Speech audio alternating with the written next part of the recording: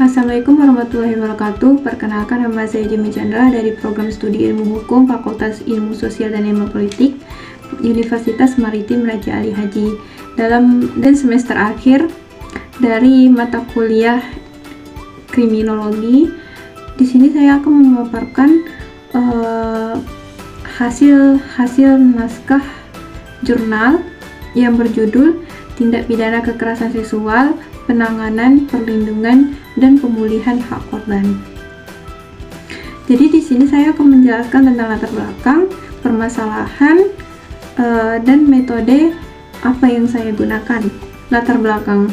Setiap warga negara itu mempunyai hak atas hak perlindungan kekerasan, penyiksaan, maupun direndahnya martabat seseorang. Definisi tersebut termasuk dalam hak konstitusional yang dijaminkan oleh Undang-Undang Dasar tahun 1945.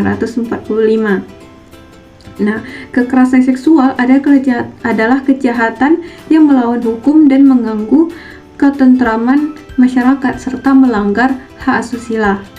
Saat ini peraturan mengenai kekerasan seksual masih sangat terbatas ruang lingkupnya dikarenakan banyak bentuk-bentuk jenis kekerasan seksual yang belum tertulis dalam undang-undang. Semakin hari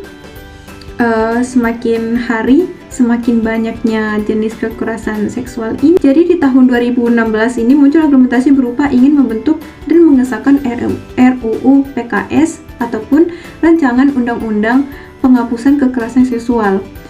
Dalam rancangan ini sempat terjadinya penundaan dalam pengesahan. Di tahun 2017 muncul kontroversi bahwa terkait RUU PKS ini menyebabkan peraturan ini khususnya perempuan dinyatakan mendapatkan posisi yang kurang menguntungkan. Karena hal tersebut akan menjadi pembahasan yang kami bawa ini. Masuk ke dalam pembahasan, di era modern seperti ini, terutama banyak wanita yang menjadi korban. Jadi kekerasan seksual ini tidak terjadi hanya di ruang lingkup masyarakat saja, melainkan di media sosial. Di antara mereka itu masih banyak mengumbarkan aurat mereka, sehingga mengundang para hawa nafsu para penonton dan melakukan pelecehan seksual dalam bentuk komentar di dalam video tersebut. Sehingga menjadi pro dan kontra dalam penegak hukum untuk mengadili peristiwa seperti ini. Jadi kekerasan seksual ini sifatnya itu sengaja dan memaksa dengan ke arah yang sensitif, misal dengan sengaja meraba alat vital yang semestinya itu tidak boleh dipegang ataupun dipaksa. Mengenai penyebab terjadinya peristiwa ini adalah ketidakseimbangan relasi antara perempuan dan laki-laki. Dalam arti, biasanya itu perempuan dipandang rendah oleh laki-laki, dianggap lemah gitu, sehingga tidak adanya penolakan dalam peristiwa seperti ini. Seringkali itu laki-laki memberikan sebuah ancaman kepada korban untuk harus memenuhi hasrat nafsunya. Dalam kejadian seperti ini, si para korban itu tidak mempunyai kuasa untuk menolak jika si korban memaksa untuk memenuhi hawa nafsunya. Di sisi lain, pengaruh lingkungan yang negatif itu seperti rendahnya ilmu pengetahuan tentang kekerasan seksual, keseringan menonton porno.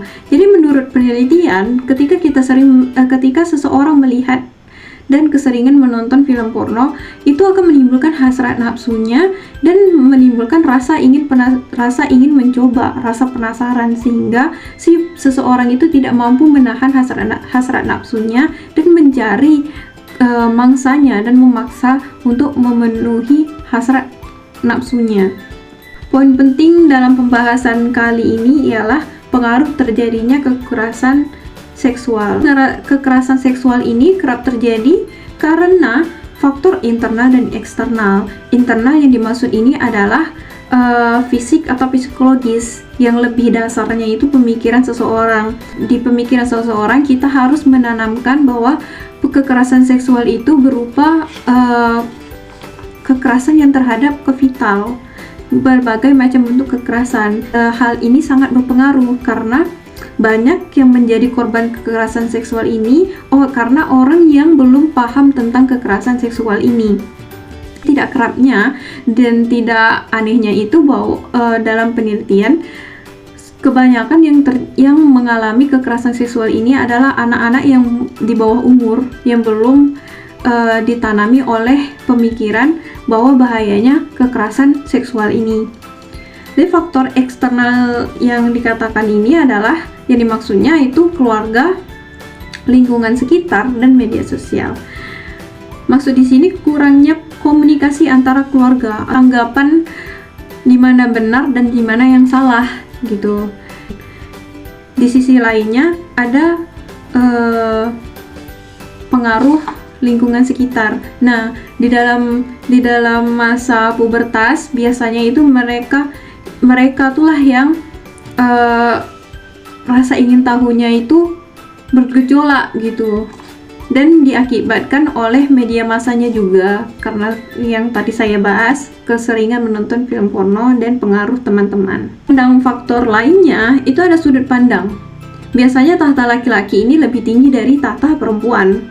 Nah, di dalam pembahasan kali ini dalam arti relasi kuasa itu tuh seperti kekuasaan ataupun kekuatan, seperti contoh di dalam pekerjaan. Jadi tuh biasanya si laki-laki ini membeli modus untuk menaikkan jabatan atau penghasilan. Nah, jadi tuh si korban harus memenuhi hasrat nafsunya dengan mendapatkan ganjaran. Mendapatkan ganjaran seperti dinaiknya jabatan atau dinaikkan juga penghasilan. Nah, dalam kejadian seperti ini seringkali si pelaku ini merekam kejadian tersebut dengan bertujuan untuk mengancam para korban ini untuk menutup mulut. Biasanya seperti itu. Dalam penelitian kebanyakan seperti itu, dengan bermaksud supaya si cewek tidak bisa dilaporkan gitu. Nah, masuk pembahasan terakhir itu metode yang kami ambil adalah studi pustaka dan menyimpulkan sedikit tentang pandangan masyarakat sekitar.